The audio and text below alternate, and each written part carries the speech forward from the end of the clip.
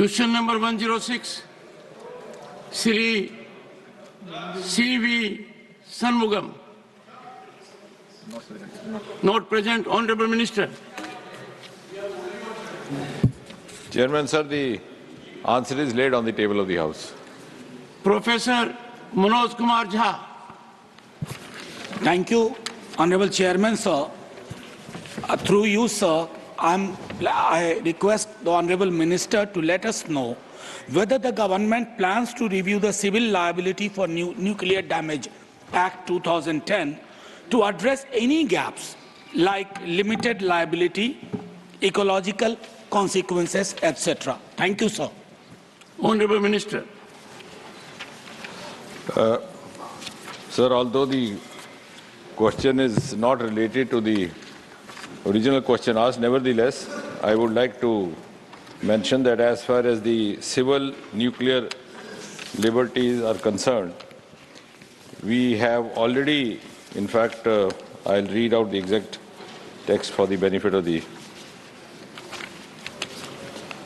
There is already a treaty in place, and India is a part of that, and all the safeguards have been taken care of, and in no way will the supplier be affected, which was actually the apprehension in the early phases, which led to some amount of disenchantment on account of the foreign supply. So this is Civil Liberty on Nuclear Damage 2010. So in case of accident, the first liability is on the operator. In case of operator proving the supplier's fault, then it is the second one. Supplier plus operator insured for rupees 1,500 crore, and operator, that is the NPCL, pays a premium of about 120 crore. And beyond 1,500 crore, the Government of India up to 3,000 crore. And beyond that, since the conventional supplementary compensation, India is part of that too, it is taken care of as far as the nuclear damage is concerned. So all the apprehensions have been addressed from time to time. And I think this debate is now no longer alive, because it was being taken care of for several years now. But at the same time, I'm sure the member would be glad to know that in the recent few years, the Atomic Energy Department, like the Space Department, has acquired an extreme degree of esteem in the world platform. Just as in the case of the space sector, in the last 3 years after it was open to the private sector, it has made a quantum leap from just one-digit startup, now we are 300. In the space sector also, because the question pertains to the atomic energy, I would rather stick to that. Here also, we have a certain world records achieved in the last few years. In the last 10 years, ever since Prime Minister Modi took over, the KGS-1 in Karnataka, the Kaiga generating station, has completed a record number of 962 days of continuous operation. So India, which was considered to be having a very dismal capacity as far as nuclear energy is concerned, is now setting also role parameters for the other countries. Similarly, our Tarapur plant has completed 50 years of operation, which itself is also a record. And the first indigenous pressurized water reactor is coming up at Kakrapur, Gujarat. All the 4 units have been made functional. The Kundakulam, which was envisaged somewhere in 1989, was lying pending, is also now functional. And besides that, I think living up to Homi Baba's declaration of using atomic energy for peaceful purposes, today it is no longer confined only to the limited functions or limited applications. We have atomic energy being applied in a large scale in agriculture, in preservatives of food, also in developing jackets for security persons, etc. So I can go on and on. But having said that, I think now is the time when, instead of being led as far as the scientific initiatives are concerned, India is also in a position to lead in certain ways and also offer cues to others. Shri Jairam Ramesh. Sir, I'd like to remind the Honourable Minister that it takes over 10 years to commission a nuclear plant. So if nuclear plants are being commissioned now, they had been set up over 10 years ago. So let's not get into that subject. My question to the Honourable Minister is very simple. Over 40 years ago, the Atomic Energy Regulatory Board was established to enforce safety standards in the functioning of nuclear plants. Now, the Honourable External Affairs Minister is here. In one of his previous avatars, he has dealt with this issue. My question to the Honourable Minister, is the government thinking of creating an independent statutory atomic energy regulator, or will you allow the regulator to be part of the nuclear establishment itself, which is somewhat unique to India? So the question is very straight. Will you bring a law in Parliament to set up an atomic energy regulator? We'll give a very straight answer to that. But before that,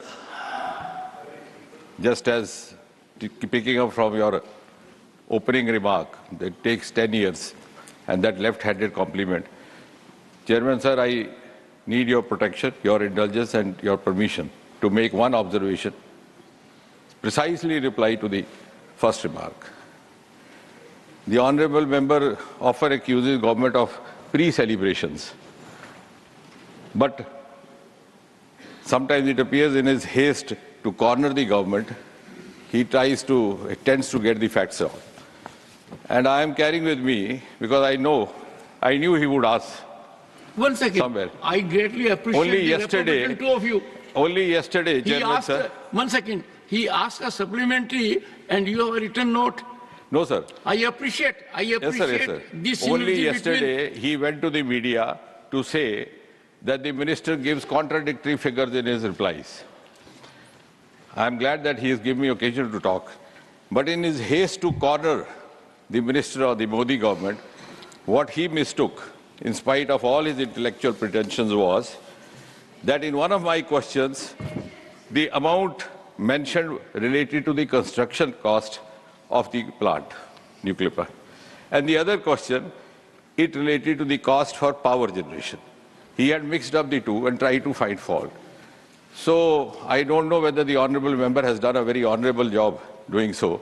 But nevertheless, if you are in a compulsive habit of doing this, please try to avoid mischief with me.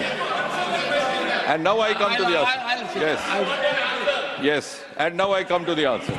I'll now come to the answer. I was responding to his opening remark. I have a right to respond to his opening remark. And now I'll reply the question. Now I'll reply the question, Percy. Why did you make that opening remark then? Why did you have to make that under the cuff remark? So I have responded to his opening remark, and I'll now respond to the question, Percy. Chairman, sir, in the Department of Atomic Energy, we follow the rule of safety first, production next. The Honourable Member himself says it takes 10 years to set up a plant. This government has been in place for nearly 11 years. We have not only set up new plants, we have also made those plants functional which were left unfinished by them, which includes the Kundakalam plant, which belongs to the district where the Honourable Member, who is not here, has put the question. It did not become functional. No, it did not become functional. You can ask anybody in Tamil Nadu. It was lying. It was not made functional. Secondly, now as far as the safety, it was not made functional. It's only now. Now, please get your facts right. You may indulge in this mischief with others, but please spare me, because I am equally good at doing so. We belong to the same school of learning. Now, coming back, sir, as far as the safety is concerned, for the benefit of the rest of the House, because that's an important question as far as the safety, so for the benefit of all. I hope there are not many people from the same school in the House. We can suffer two of you. Thank you, sir. No, but this is an important as far as the safety is concerned, because I'm sure the entire House would be eager to learn about this. At the time of the selection of site itself, of course I'll come to that, whether the Atomic Energy Regulatory Board guidelines are followed. Then every 3 months during the construction, there is an inspection. After the plant becomes functional, then every 6 months. After 5 years, there is a renewal of the license. And it is not limited only to the Atomic Energy Regulatory Board, which of course is in place, as the Honourable Member rightly mentioned. We have the international organizations also supervising it. For example, the World Association of Nuclear Operations, which is called WANO, they make periodic reviews. And similarly, for the safety purpose, we have evidence now, which was not done earlier, which is done only now. We have measured, because I think all of us, including the Honourable Member, would learn not to talk without evidence, which he did yesterday. The measure is in microsieverts. We have done a small survey in all the Indian plants. Sir, the critical value of safety of a radiation from any plant is 1,000 microsieverts. But in none of the Indian plants, it crosses even 2 digits. It is in some of the plants, including the Kundakalam, it is 0.081. And now again, my next observation may not be very pleasant for the Honourable Member. In the last 10 years, the level of radiation has gone down tremendously. If, for example, in Kundakalam itself, if it was 0.081 microsieverts, today it is 0.002. In case of Kalpakam, it was 23.140 in 2014, when you left the Department of Atomic Energy. Now it is 15.961. So I think progressively there is a decline, evidence-based, in the radiation emitted. Furthermore, the safety part has also been taken off to the extent that we have learned from the experience of others. For example, if you go by the location, our eastern coast is located about 1,300 kilometers away from the tsunamic zone, which is in Indonesia, and our western coast, where we have Tarapur and other plants, is located nearly 900 kilometers from the tsunamic zone of Pakistan. So I think that part itself is, and then we also follow more parameters, like taking the highest level of the flood in case of a sea level, and then going beyond that, locating the plant above that, and also measuring the high tide levels. So I think there is enough reason to be reassured. Honourable Minister, you said that he gave you the opportunity which you were thinking of. Actually, give me the credit I deserve. I gave you the opportunity by calling upon the Honourable Member to ask the supplementary. Professor Ram Gopal Yadav. Sir, ये सही है जो माननीय मंत्री जी ने अपने written उत्तर में दिया है कि बहुत सुरक्षा का बहुत ख्याल रखा जाता है जब इसको बनाया जाता है। मेरा सवाल जो है सुरक्षा से ही संबंधित, लेकिन दूसरी तरह का है। कलपक्कम जो आपका न्यूक्लियर रिएक्टर है, fast breeder reactor, the only fast breeder reactor in India, वो बिल्कुल बंगाल की खाड़ी के किनारे ही है। सामने हिंद महासागर है और एक तरफ लाल सागर है। प्रश्न ये है कि बहुत बड़े पैमाने पर कहीं से भी अगर दुश्मन की पनडुब्बी आके कहीं इसको डैमेज करे तो उसको रोकने के लिए आपने क्या व्यवस्था की? हम लोग वहाँ कमेटी गई थी, तब भी देखा था कि उसकी सीमाएं असुरक्षित हैं। दूसरी तरफ आपने पेड़ पौधे लगा दिए, उसमें कुछ सिपाही खड़े रहते हैं, they can not protect it. और अगर और ये हो सकता है, चारों तरफ अब आपके आसपास सब जयशंकर जी बैठे हुए हैं, मित्र देश नहीं है, क्या, मेरा सवाल ये है कि क्या कलपक्कम जैसे important fast breeder nuclear reactor को सुरक्षित रखने के लिए कोई नेवल वारशिप या अपनी पनडुब्बी उसकी सुरक्षा के लिए लगाएंगे ताकि निगरानी करती रहे? Honourable minister. सभापति जी, राम गोपाल यादव जी बड़े हमारे सीनियर और वरिष्ठ सदस्य हैं और उन्होंने बड़ी संवेदनशील विषय उठाया है। जहाँ तक पारसी प्रोजेक्ट की या इस प्लांट की सुरक्षा का संबंध है वो तो मैं स्पष्ट कर चुका कि उसके लिए पर्याप्त व्यवस्था की गई है। और लेकिन जहाँ तक ये विषय है, हालांकि ये मूलतः इस विभाग से संबंधित नहीं है, थोड़ा बहुत विदेश मंत्रालय से है, थोड़ा बहुत रक्षा मंत्रालय से, लेकिन ये सत्य है कि नेवल गार्ड्स और अन्य सुरक्षा संस्थाओं का भी सहयोग लिया जाता है इसकी सुरक्षा व्यवस्था में, और रडार इत्यादि के माध्यम से भी इसके ऊपर विजिल रहता है। जितना संभव हो सके उतना किया गया है, परंतु आपका कहना भी ठीक है कि जिस प्रकार टेक्नोलॉजी दिन प्रतिदिन बढ़ती जा रही है उसी प्रकार हमें भी उसमें नए प्रावधान और नई व्यवस्थाओं की योजना भी बनानी पड़ती है और उसके लिए सोचना भी पड़ता है। और अभी तक इस प्रकार की कोई घटना हुई नहीं है, लेकिन CISF भी वहाँ पर है और एक्सटर्नल थ्रेट्स के लिए मिसाइल और एरो क्रैश के लिए भी व्यवस्थाएं रखी गई हैं, how to counter that possibility.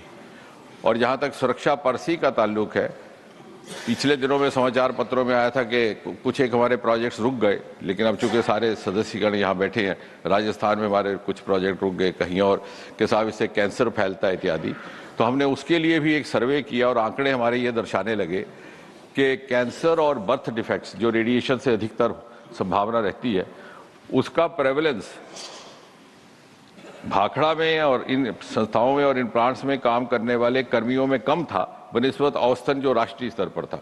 तो वो भी चिंता मुझे लगता है कि हमें उसमें भी सारे सदस्यों का हमें सहयोग रहे कि बहुत सारे प्लांट्स हमारे इस कारण रुक जाते हैं। Honorable members, since the honorable member asking the question was not present, I will accommodate 2 more members so that the number of supplementaries is 5. Shri Sanjay Raut. Sir, थोड़ा एक अलग सवाल मैं मंत्री जी से पूछना चाहता हूँ। ये जो न्यूक्लियर पावर प्लांट है ये देश के विकास के लिए बहुत महत्वपूर्ण होता है और इसी राष्ट्रहित की भावना से महाराष्ट्र में तारापुर न्यूक्लियर पावर प्लांट जो है उसके लिए हमारे हजारों किसानों ने अपनी उपजाऊ जमीन, खेत और घर छोड़ दिया। किसानों के साथ साथ वहाँ जो समुद्र किनारे है वहाँ के मछुआरे हैं उनका भी व्यवसाय काम धंधा बंद हो गया, उसने भी अपना एक समझौता कर लिया। लेकिन आज भी उस एरिया के न्यूक्लियर प्लांट से प्रभावित 2000 जो परिवार है उनका पुनर्वास नहीं हो सका है। 2000 से भी ज़्यादा परिवार है और जो वादे किए थे उनके बारे में तो उनको नौकरी मिलेगी, परिवार को उनको घर मिलेंगे, पक्के मकान मिलेंगे, ऐसा एक भी वादा 2000 परिवार के बारे में पूरे नहीं हुआ। प्रधानमंत्री तक शिकायत दी है, डेलीगेशन प्रधानमंत्री जी आपको भी मिला है। मेरा मंत्री जी से सवाल है, क्या ये जो लोग हैं जो अभी भी ठोकरे खा रहे हैं पुनर्वास के लिए, उनकी समस्या के बारे में आप गंभीरता से विचार करेंगे? Honourable minister. सभापति महोदय, ये प्रश्न बड़ा मानव संवेदनशीलता से जुड़ा हुआ है और ये सच है कि सरकार भी इस विषय पर प्लांट स्थापित करने के समय से ही विचार करना प्रारंभ कर दी थी और अब तो हमने इसमें कुछ एक नियमावली भी स्थापित कर दी है। उसमें कुछ R&R प्रोविजंस हैं कि अगर उनको वहाँ से अपनी ज़मीन खड़ी छोड़नी पड़ेगी या जगह छोड़नी पड़ेगी, लैंड वेकेट करना पड़ेगा, तो उन्हें पुनः कहाँ पर सेटल किया जाए, एक वो। उसके अतिरिक्त CSR जो हमारा रहता है उसमें से भी इनके लिए व्यवस्थाएं भी की जाती हैं, स्कूल इत्यादि भी खोले जाते हैं। और तीसरा ये कि नौकरियों का जहाँ तक संबंध है उसमें रियायत भी दी जाती है। उदाहरण के तौर पर यदि किसी पद के लिए 12वीं कक्षा मिनिमम क्वालिफिकेशन है तो इन परिवारों के सदस्यों के लिए 10वीं कक्षा कर दी गई, कहीं एज रिलैक्सेशन कर दी गई। लेकिन होता ये है कि साल गुजरने के साथ साथ परिवार बढ़ते जाते हैं और वो क्लेमेंट्स भी बढ़ते जाते हैं, तो उसमें थोड़ा सा निर्धारित करने में प्रशासन को समय लगता है, लेकिन ये क्रम निरंतर जारी है। Dr. NVN Kanimoji, 5th supplementary. Sir. Sir, through you, I would like to ask the Minister, how does the proposed away-from-reactor facility at Kudamkalam Nuclear Power Plant aim to manage spent nuclear fuel, and what are the safety assurances towards it? Thank you, sir. Honorable Minister. Actually, this question arose earlier also in the context of Kalapakam, and the honourable member has also, I think, earlier also expressed her concern, because there was this dumping of this used fuel happening, and some apprehension arose that this might create some problems. But it is not so. Actually, this is a known practice, and it's not even the waste as such. It's again used. So away from reactor means that for a certain period of time, you store it at the same location. Then away from reactor means a few meters away. It's kept there for a few months. Then it is taken away. So this is a normal practice, and the containers are such that there is no room for the radiation to escape out and cause any damage to the surroundings. So I think, and this is an inbuilt mechanism in every plant. Somehow this apprehension arose from Kalpakam a couple of years ago, but it is actually being done. And then through the honourable member, because she also hails from that area, I would also like you to convey to others that at one point in time, there was some news report somewhere in the media last year that this reused fuel from the other plants would also be dumped into Kalpakam, which is actually unfounded. Each of the plant has its own such mechanism. Question number 107, Sri Narhari Amin. माननीय अध्यक्ष महोदय जी, question number 107. Supplementary number 1, Sri Narhari Amin. माननीय अध्यक्ष महोदय जी, 1,64,000 post office के जरिए माननीय प्रधानमंत्री श्री नरेंद्र मोदी जी की सरकार हर गांव, हर घर, हर व्यक्ति तक सिटीजन सेंट्रिक सेवाओं दे रही है. 2014 से 2024 तक 5,000 से ज़्यादा पोस्ट ऑफिस खुले गए. 1,28,000 लोगों को रोजगारी मिली है. 13,500 से ज़्यादा डाकघरों में आधार सेवा केंद्र बने हैं. 3 करोड़ से ज़्यादा सुकन्या समृद्धि खाते खोले गए. उसमें 1,41,000 करोड़ रुपया डिपॉजिट हुई है.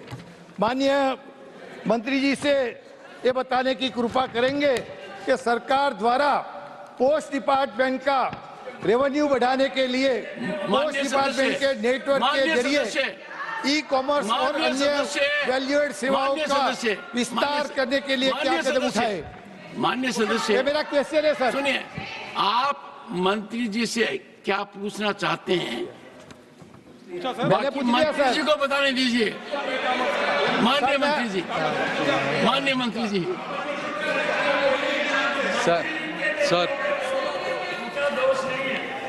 सर मंत्री जी पर आरोप मत लगाओ. नए मंत्री हैं, युवा मंत्री हैं. Yes honourable minister. Sir, thank you. Sir, from stamps to savings, postcard to payment banks, letter to livelihoods, post offices have been transformed under the visionary leadership of Sri Narendra Modi ji to be a backbone of financial inclusion for rural communities, especially women. Sir, we provide services from postcard, mail to savings banks, payments bank, and everything that you can imagine in a rural community. More than 80 services, government to citizen, business to citizen services, whether you call it paying the bills, buying the train tickets, or receiving government beneficiary schemes such as Manrega or PM Kisan. So the post office must be looked at the larger construct of what we want to do for rural communities, especially women. Because if you look at it, sir, on an average, the national banks have around 20% of women accounts. Ever since Modi ji envisioned the development of women and the initiation of India, please listen, India's Post Payments Bank, we have opened more than 45% of women accounts. Never in the history. So, one second. I am coming to one by one, please. Let me answer, madam. I respect all of you. Let me answer you. You can ask supplements. I am happy to answer. Sir, under IT modernization, we spent 5,700 crores. And we have given 1.4 lakh mobile phones and 1.4 lakh thermal printers, 3 lakh biometric devices to make every postman a mobile ATM so that they can go to the doorstep of every rural household and deliver banking services. So what can we charge for these kind of, how can we account the amount of money that we spend on these people? So not everything that the government provides should be considered as part of a business. There is a moral, social responsibility that we make our services not only achievable but affordable for everybody. Thank you. Second supplementary, Sri Narhari Amin. माननीय अध्यक्ष महोदय जी, सरकार द्वारा देश भर में कितने post export केंद्र को स्थापित किया गया और इन केंद्रों से किन किन वस्तुओं का एक्सपोर्ट किया जा रहा है? Honorable Minister. One second. Sir, Honorable Minister is a young minister and I can also he's doing answer a without good looking job. at you. Kindly lend your ears to him. So, Let sir, us have some positive approach. And if he reflects to his leader, well, everyone does. It's a matter of pride for him also, for all of us also. Come on, go ahead. Sir, again, the post offices have been there since 1800s. 18, yes. Correct. No one ever imagined that there should be an export center other than Modi ji. Yes. And This is absolute. And we have envisioned how to help our rural women, especially self-help group people. And we designed one product for one district.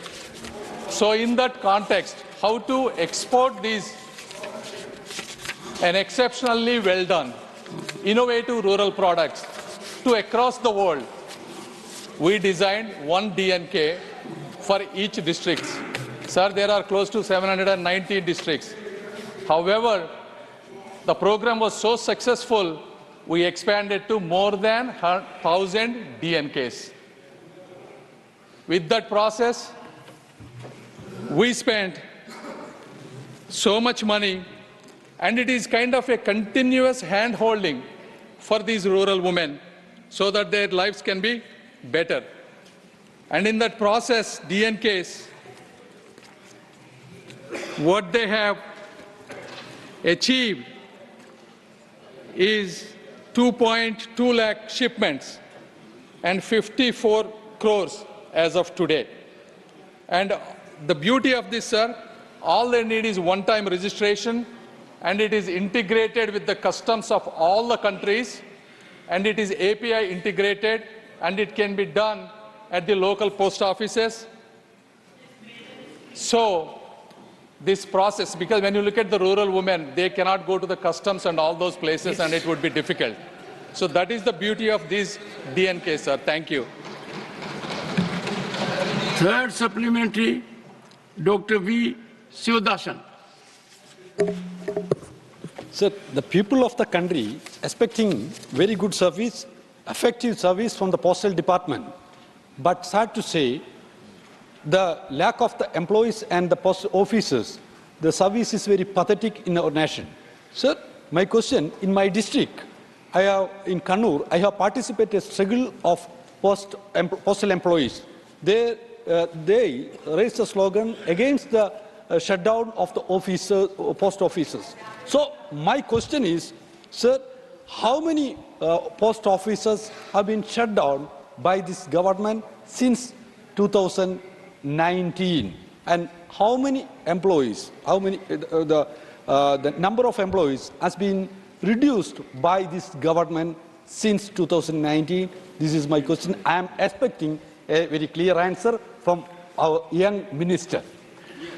Honorable member, first, the Honorable Minister has enlightened through us, everyone, that post offices are virtually emerging as nerve center for rural people. And I quite appreciate going to a custom house for anyone, particularly a rural woman, is a challenge she will give up. So have high expectation from the minister. Sir, Honorable Minister. Happy to answer, sir. Sir, to give this background, by the time UPA government started from 2004 to 2014, we used to have 1,55,000 post offices. They reduced 700 post offices, 700 post offices, sir, in their 10 years. After we came, since the government envisioned post office is not for a letter, and this is for the complete upliftment, we have increased the post offices about 10,500. From 1,55,000 to 1,65,000, sir.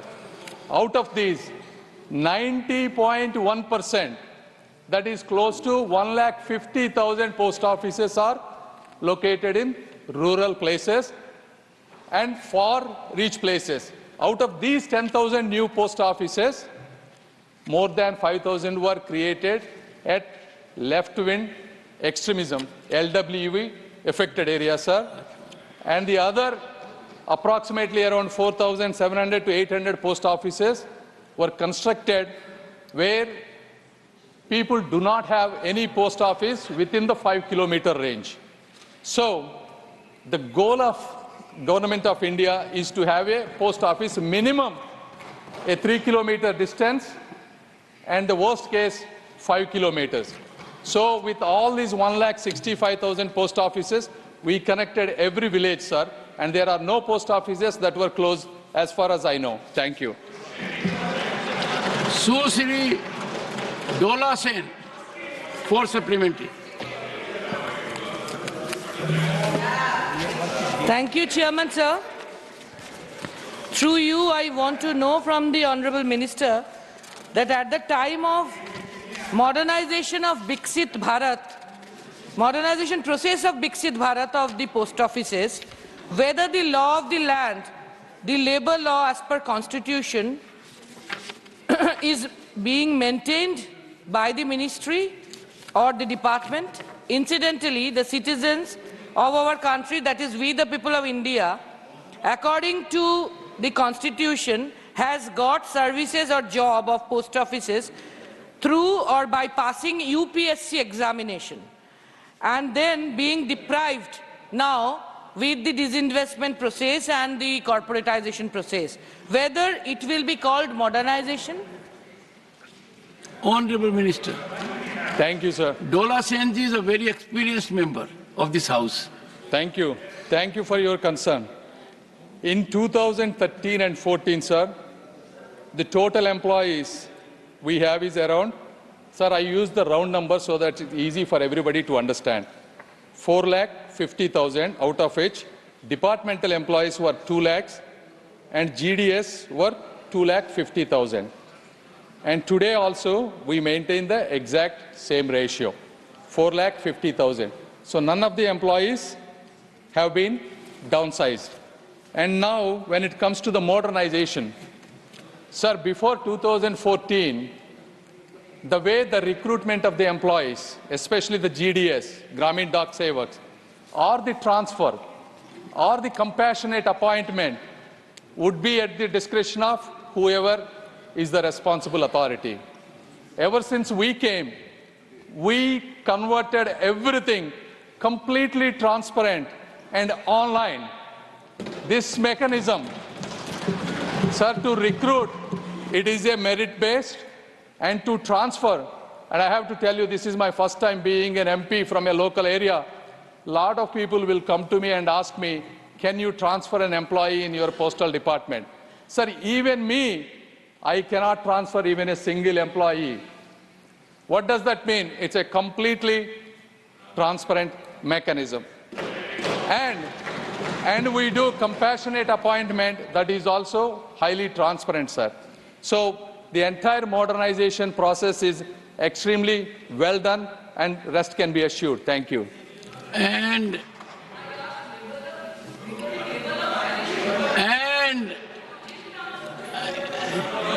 see, no, when Honorable Minister, you can respond only when the member rises and asks some question.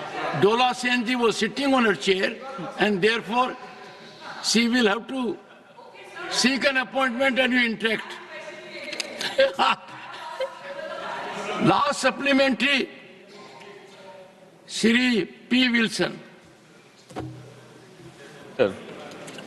Sir, from birth to death, no doubt Postal Department plays a very crucial role in conveying the messages to the citizens once upon a time. Sir, now you have to see how the quality of the Postal Department is affected.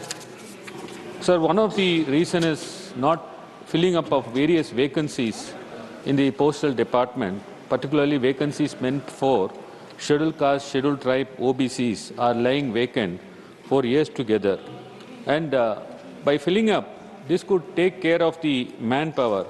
Sir, another problem is, sir, there is very often changing of the postal pin codes.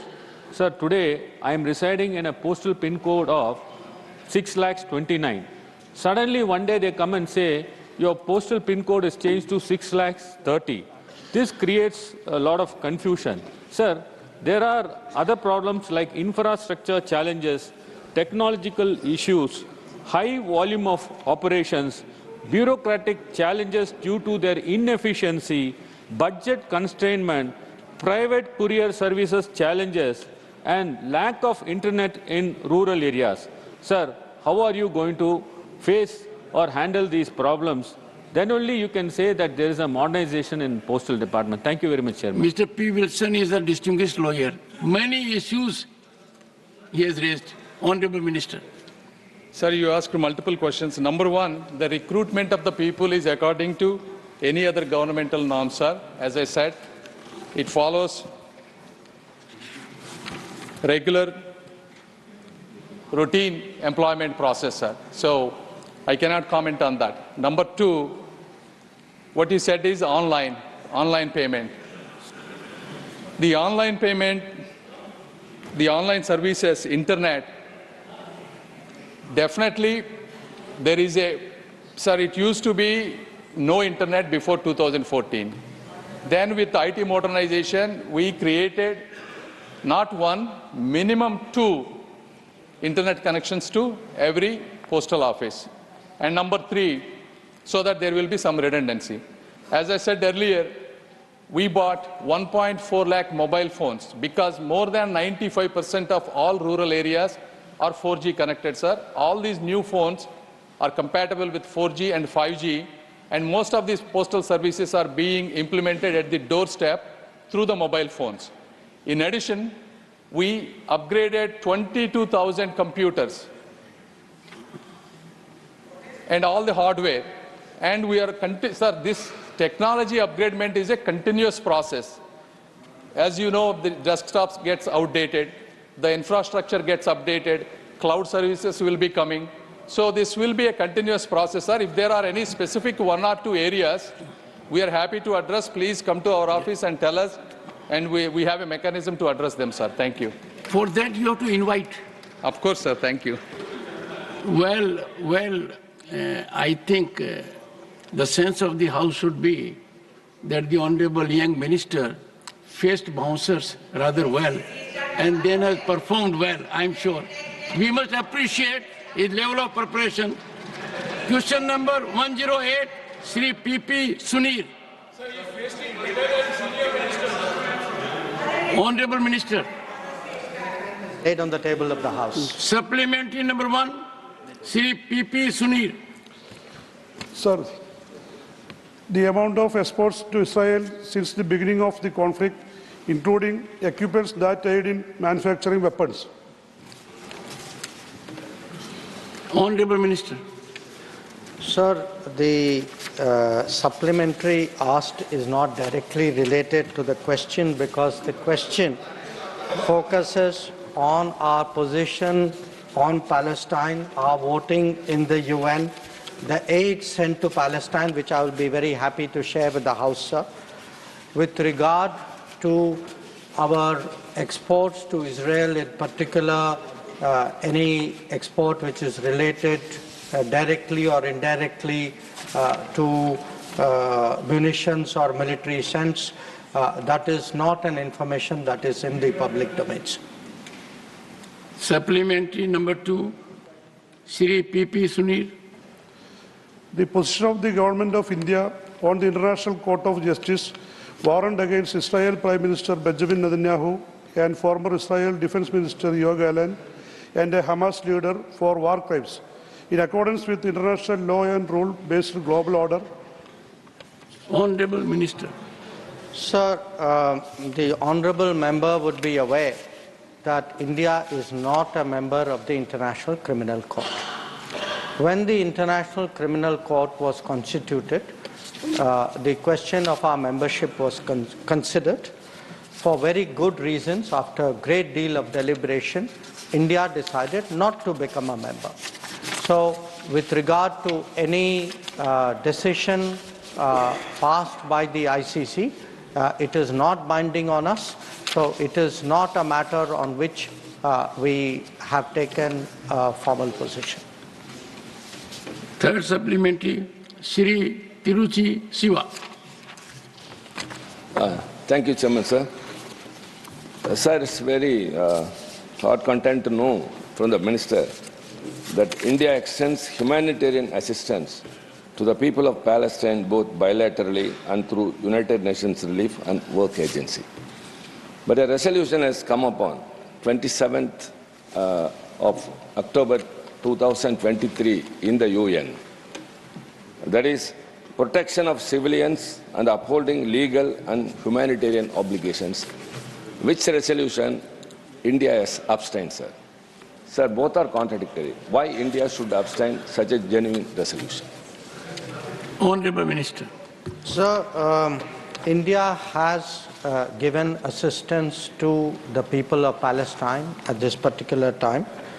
I would like, sir, through you to bring to the notice of the House that we make an annual contribution of $5 million to the UNRWA, which is the main assistance providing agency. This amount traditionally used to be $1 million. So during the time of under the decision taken by this government, it was raised from $1 million to $5 million. In recent times, in terms of the conflict, sir, we have provided 70 metric tons of aid, of which 16.5 was of medicines in 2023. We have given 65 metric tons of medicines to Palestinian Authority and to UNRWA in 2024. We have provided 33 metric tons of medicines to Lebanon. Now, with regard to the particular resolution, sir, which the Honourable Member referred to, we abstained. In fact, during this period, sir, there have been in the General Assembly a number of resolutions. We have voted in favor of many. We have abstained on some. Generally, when we abstain, the reasons are the resolution is not balanced. The resolution is more divisive. The resolution can set a precedent which has consequences for us. The resolution has larger implications. In this particular case, sir, we felt that the resolution was not well drafted, it was not well considered, we had reservations on the language, our concerns were not accommodated, and that is why we abstained. And as a matter of fact, I think the entire House knows, India has been virtually first responder when there are issues of earthquake, requirement of medicines, even during COVID. And that soothing input I get from foreign dignitaries calling on me, or I calling on them. So that, I think, goes to the credit of this House and the government. See, because we have been, as a matter of fact, when it comes to when it comes to evacuation, when it comes to security on high seas, when it comes to supplying medicine during COVID, now these are the inputs. I'm not saying. The people have expressed their gratitude to me, and therefore I am sharing with the House. Shri Saket Gokhale, supplementary number 4. Thank you so much, sir. Tiruchiji, the Honorable Minister has given, I'm sure you'll appreciate with your experience, very exhaustive answer that being abstention on a resolution is driven by several circumstances. The script of the resolution, the consequence of the resolution, its long-term impact. It is not simpliciter that it expresses what you indicated. That, as a matter of fact, is driven by our civilization. Wherever there is need for humanity, we have been supplying, and sometimes, in toughest of situations, diplomatic also. Saket Gokhale. Sir, thank you very much. Let me express gratitude to the Honourable Minister for the fact that India has always, and previous governments, that India has always been a supporter of a two-state solution in Israel and Palestine, and for the aid that is being sent by the Indian government. Sir, because the question pertains to India's position on Palestine, I have two very specific questions on which I would like to know the government of India's position. Number one, the Honourable Minister just said that we've been providing $5 million of aid to the UNRWA. The UNRWA has now been banned by the Israeli government. So what mechanism, what is our position on UNRWA being banned, and how are we sending aid? And the second point on which I want to know the position is that India has traditionally always, including this government, supported a two-state solution. In the United Nations, we abstained on a resolution against Israeli illegal settlements in the West Bank. What is India's position on the illegal settlements made by Israel in the West Bank and Palestine, sir? Before the Honourable Minister responds, the little I gathered in diplomacy, if you win a battle by argument, you lose it. Honourable Minister. Thank you, sir.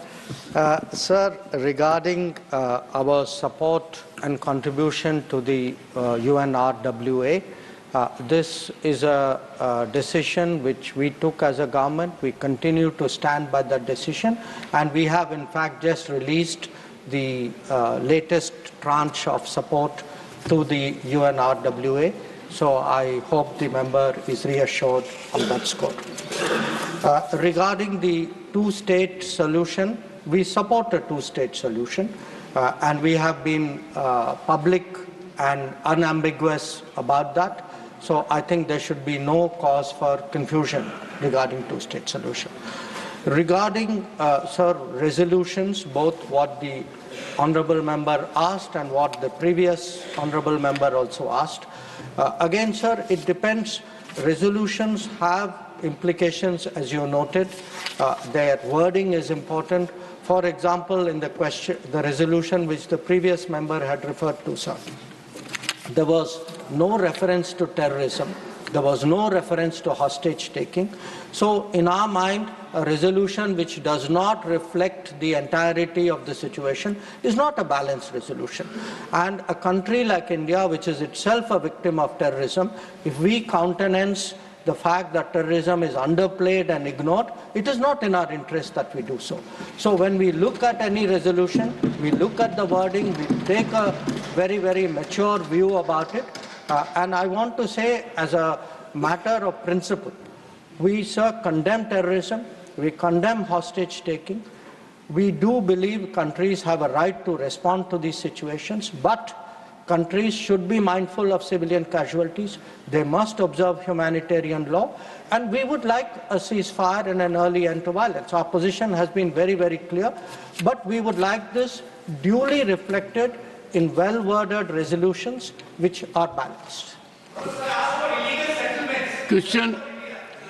Last supplementary, Dr. John Bittas. Dr. John Bittas. Thank you very much, sir.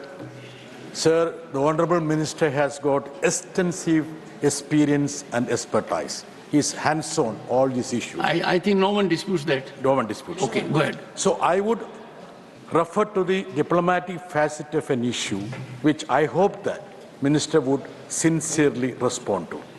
Is it a fact that Palestine Authority's Minister of State on Foreign Affairs met our ambassador, Ms. Renu Yadav, requesting to reconsider arms sales to Israel due to their usage against Palestinian civilians, and also the need for international pressure on Israel to stop their violence on Gaza? If so, what has been the response of the ministry? Thank you, sir. Honorable Minister, and the Honorable Member seeks sincere response. Sir, so the issue of India's exports, including India's exports of anything which directly or indirectly has any military implications, is guided by our national interest and by our commitments to various regimes. So we are very responsible members of various international regimes, including the Wassenaar Arrangement. We have an export control and licensing process, and we take decisions regarding any exports which is based on what we consider to be our national interest. Where Israel is concerned, it is a country with which we have a strong record of cooperation in national security. It is also a country that has stood by us at different moments when our national security was under threat. So when we take any decision, we will bear in mind, obviously, the larger circumstances, but we will definitely be driven by our national interest in this matter. Question number 109, Sri Raghav Chadda. Sir, question number 109. Honorable Minister. उत्तर सभा पटल पे रखा गया. Supplementary number 1, Sri Raghav Chadda. Sir, इस सदन के नेता रहे स्वर्गीय अरुण जेटली जी, जिनके साथ मेरा व्यक्तिगत रिश्ता कुछ खट्टा मीठा रहा, वो कहा करते थे कि pre retirement judgements get influenced by post retirement jobs. और मुझे लगता है इस सदन में बैठे कई सारे साथी इस कथन से सहमति अपनी दर्ज करेंगे. सर, पिछले कई सालों से, एक लंबे समय से एक चलन चलता आ रहा है कि जजों की रिटायरमेंट के बाद उन्हें एग्जीक्यूटिव रोल्स या पॉलिटिकल रोल्स दिए जाते हैं. कुछ लोग हमारे सदन में गवर्नर, राज्यसभा सदस्य बनकर आ जाते हैं, कुछ लोग रिटायरमेंट के बाद कई सूबों के गवर्नर लग जाते हैं. इससे कई प्रकार के सवाल जनता के मन में आते हैं. कॉन्फ्लिक्ट ऑफ इंटरेस्ट का सवाल आता है, एग्जीक्यूटिव इंटरफेरेंस इन जुडिशियल प्रोसेस का सवाल आता है, इंडिपेंडेंस ऑफ जुडिशरी का सवाल आता है.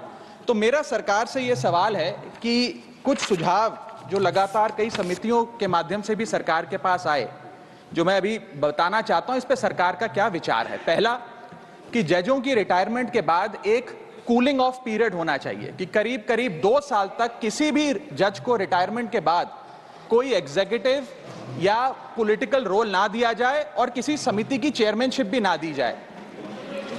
उस सुझाव पे सरकार का क्या कहना है.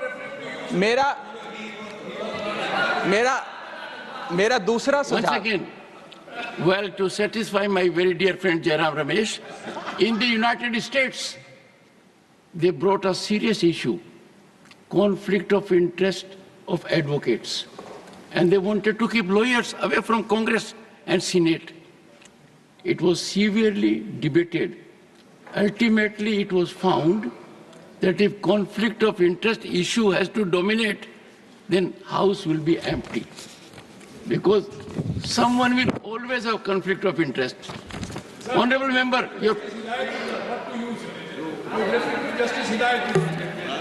Justice Hidayatullah, honorable members, for your benefit, happens to be the only one in the country who was Chief Justice of India, Vice President of India, and also discharged the functions of President of India without being Vice President or elected President.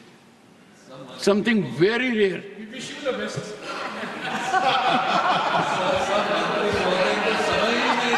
Raghav ji, आप अपना प्रश्न पूछिए। मैं शुरू से शुरू करूं sir? Sir मैं समाप्त कर रहा हूं सर। और आपने एक बात कही मुझे अजीब लगी। आपने कहा कि अरुण जेटली से आपके खट्टे मीठे रिश्ते थे। मेरे से भी आपके खट्टे मीठे हैं। ये खट्टे मीठे रिश्तों को अब आप छोड़िए। सर आपसे तो मीठे रखिए। सर आपसे तो मीठे नहीं सर, मैं सवाल तो खत्म कर लूं। आपसे तो बहुत मीठे रिश्ते हैं सर। परमात्मा करे आपसे हमेशा रिश्ते मीठे रहे, खट्टे ना हो सर।